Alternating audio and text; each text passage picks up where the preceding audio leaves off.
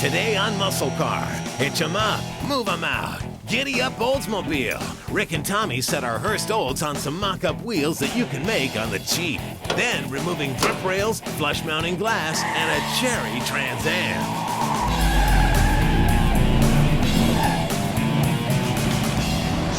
Hey y'all, welcome to MuscleCar. Last time around we sent our 69 Olds out to the blaster and had it powder coated in primer and got the body all sealed up. Then we fixed some boogered up spots on the quarters. And then our good buddy Art Morrison stopped by and he brought along one of their state-of-the-art chassis. Now this is going to give us a rock solid foundation for our Olds build. And it's going to have to be rock solid because check out what's going in the engine compartment.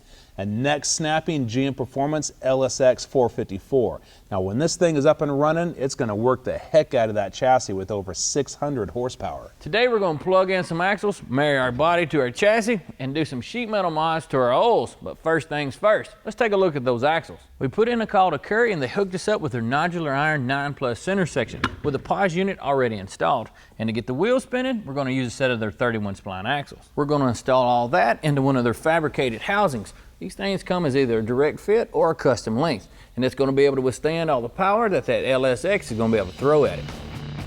These 9+ cases that Curry manufactures are built from the ground up. There are no reman parts to be found in them, but they still plug right in even if you find yourself running an OE or stock style housing. We're planning on running a 6-speed with this combo, and we opted for a set of 390 gears to spin our tires. We're about knee-deep into mock-up mode here, and one of the hang-ups can be wheel and tire size, and by extension, ride height. Now we do have some pretty cool plans for the rolling stock on our Olds, but we're not ready to fill you guys in on that yet. But we still need to get our chassis up to ride height. That way we can check things like tire clearance, ground clearance, all that. One way to do this before you have your real wheels and tires is to make them out of wood. All you need is some plywood, a saw, a pin, and some string. Now the overall height of our tire is going to be 27.5, so I brought a mark in about 14.25 from each side, and we'll come back out 13.75 and then make a mark.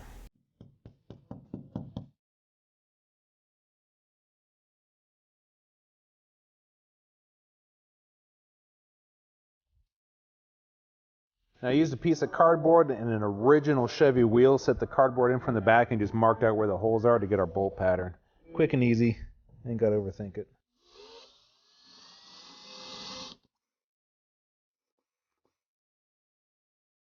Now there's a few ways to cut out your circles. A bandsaw, scroll saw, shoot, you can even do it by hand if you're feeling industrious. But a decent jigsaw is really cheap. Because we still have the center of an axle or a hub that's got to go in the middle.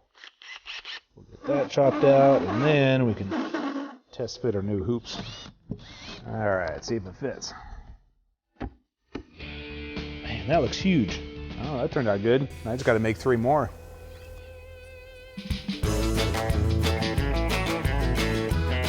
Now I know what you guys are thinking. If we wanted to ride down the Oregon Trail and hunt for buffalo or something, then we're about 160 years too late.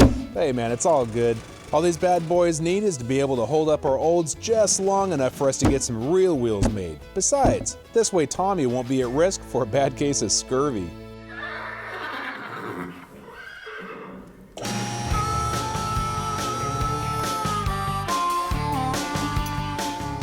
Yeah, doggy, move 'em up. Now we're putting our body bushings in place. You put these in the wrong spot because they come in different thicknesses, you'll bend the body. We're going to use Art Morrison's aluminum bushings for now. There we go. Okay, grab it. Later on, if we want, we can always poke in some urethane ones for a little comfier ride. That's it. Well, it looks like our wheel well is plenty tall enough for the height of the tire that we're running. The width, that's a little different story, and we'll have to cross that bridge when we get there. The car is sitting on its suspension, and that'll help us later down the road with our future mock-ups. After the break, Rick shows you how to modernize your windows with a flush mounting tutorial. And Tommy gets rid of some tired old drip rails with a little metal wizardry. Hey guys, welcome back. You may be wondering why I'm cleaning glass when we are nowhere even close to actually mounting glass back on our Oldsmobile.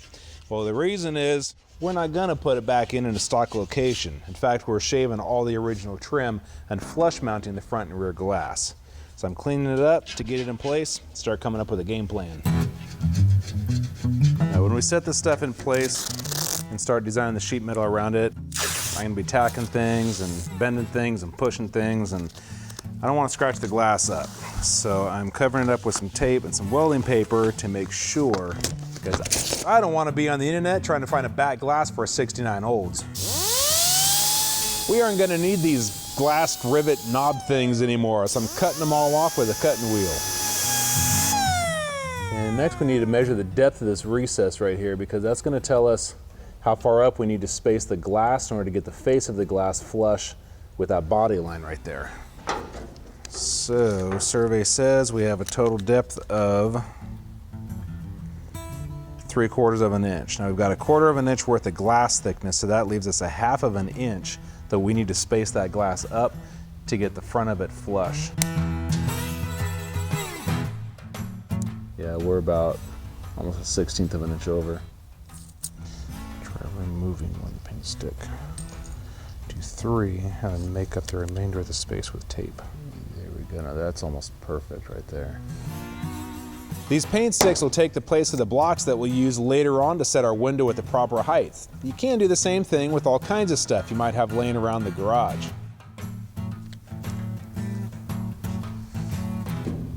Let's see how close we are to being flush.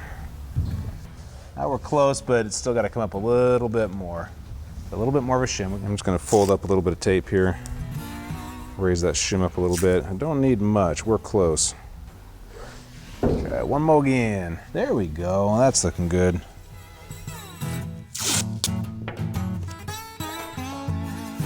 Well, guys, once in a while when you're building cars, your luck is there, and this is one of those instances. We took the glass and moved it further up, and since this whole shape of the glass in this channel is kind of wedge, when we moved it up, it tightened up our gaps. And check this out. From the trim we have to go along that edge there, is going to fill it in with no problem. On the downside, it left us with a pretty good sized gap between the trunk lid and the back glass. It's not that big of a deal. What I'm going to do is run the same trim across the bottom and extend this sheet metal up. That way when the trunk is closed, it'll seal right up against that rubber. No problem. I'll use a piece of sheet metal that I folded lengthwise to start with, and a body hammer completes the shape.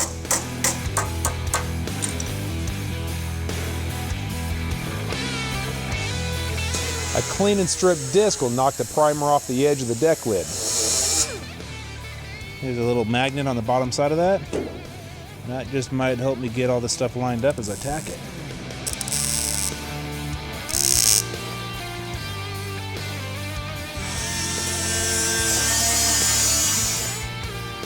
Then I'll make a few slices along the edge so I can make the metal fold in nice and square. And the reason I do that is that way when you're looking at the side of the trunk lid, when it's all bodyworked and painted, it won't be thick and then going into thin and thick. It'll look like it's never been touched. I got one more cut to make.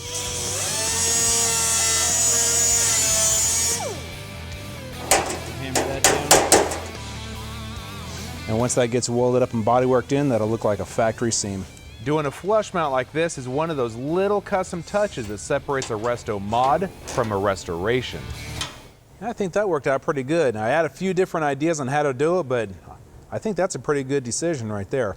There's still got a little bit of cleanup stuff to do underneath, get rid of the old tabs for the stock trim, but other than that, I just need to get this thing off and get it welded up. Stick around and take a gander at this pristine Pontiac. And when you've had enough of that, learn how to ditch an unneeded eyesore that came standard back in the day. Today's Flashback, a 1969 Pontiac Trans Am. While Ford and Chevy were busy getting famous in '69 for the Camaros and Mustangs, Pontiac was dropping a brand new bomb on the muscle car market. When it went off, it sounded something a little like this. Want to see it again?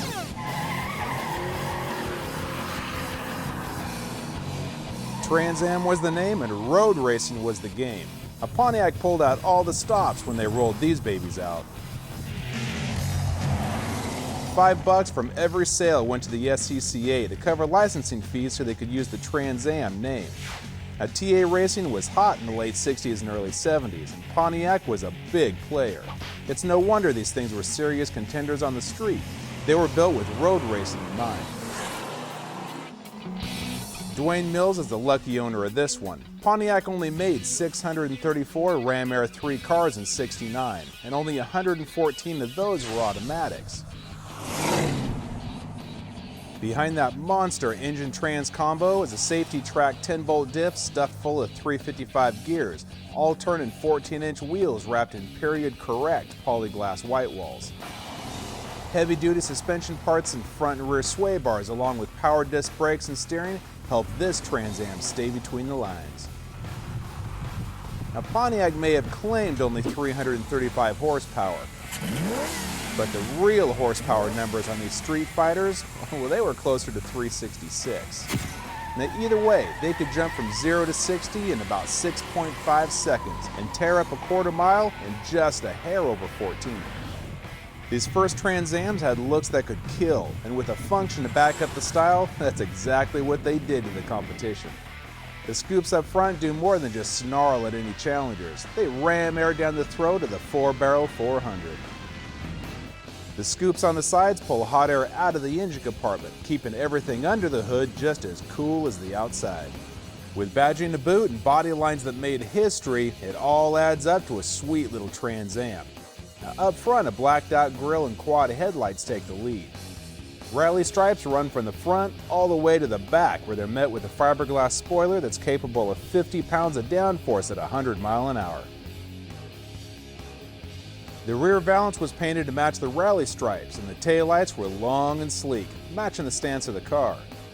Just a touch of chrome on the front and rear bumpers was all the flash these cars needed. The sound of tires being ripped off the rims did the rest of the talking. And not many Trans Ams were made with ivory interiors, and this one's just as clean as the day she rolled off the assembly line. With a combination of cutting-edge style, race-driven technology, and very low production numbers, these Trans Ams are considered to be one of the most desirable Pontiacs ever built. The Trans Am may be gone, but MuscleCar will be right back. Get out your grinders, welders, and spacesuit? Houston, we may have a problem. You're watching MuscleCar. For a DVD copy of this episode, just go to PowerBlockTV.com and order your copy for just $5.95 plus shipping and handling. Start your own MuscleCar collection, delivered right to your door from the PowerBlock. Hey y'all, you know the idea behind this car is to have a lot of custom touches. This can come in several different forms, from huge to kind of subtle. Today I'm going to show you a modification that can really clean up the look of your car. What we're going to do is shave off the drip roll of our oils. This is going to give us a real streamlined look. Only thing is, if you get caught in a rainstorm, you may want to ride with the windows up, because all that water blowing in may mess up your hair, but I think we're all right. Now sometimes with drip rail screws, they get all full of sealer and gunk, but you can use a hammer to hit the back side of the screwdriver. This helps prevent stripping the head of the screw, which usually requires drilling it out.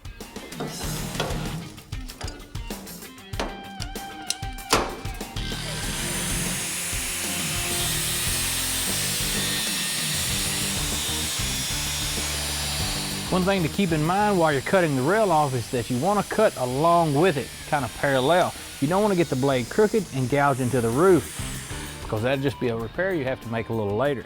I kind of flirted with it there, but we're still all right. I'm going to scrape out all this old glue that they used on here, because I just plain don't want to smell it when it burns up. Now we're ready to grind this lip flush with the roof skin. I like to use a flap wheel because it's a little more forgiving. You could use a rock, you just have to pay a little more attention. Patience is a real virtue here. If you get into a big hurry, it won't take much to accidentally put a few nice sized gouges into your roof. It's time to weld the two panels together. Not doing this and just spreading filler over top of it would cause it to bust, and that's not what you want to do, because that would be called doing bad work, so don't even think about it.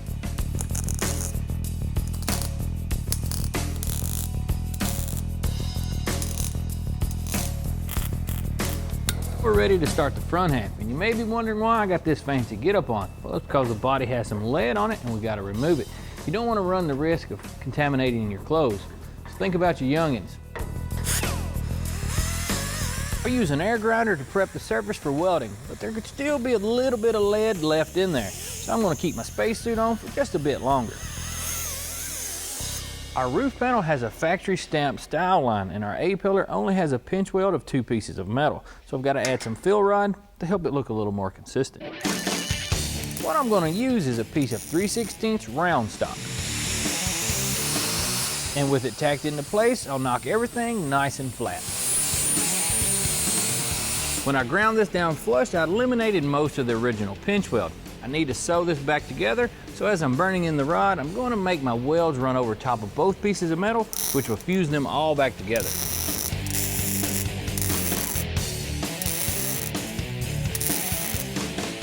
A few more good passes with a grinder will knock off all the ugly stuff.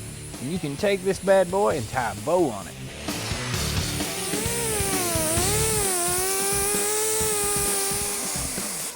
So there you go, a little bit of filler work and we'll have a whole lot better look than what we started with. And this is just one of the boatload of mods that we got planned for this car, so you guys keep your eyes peeled. If you have any questions about what you've seen on today's show, check out PowerBlockTV.com. But as for now, we're all out of time, so until next week, y'all keep it between the ditches.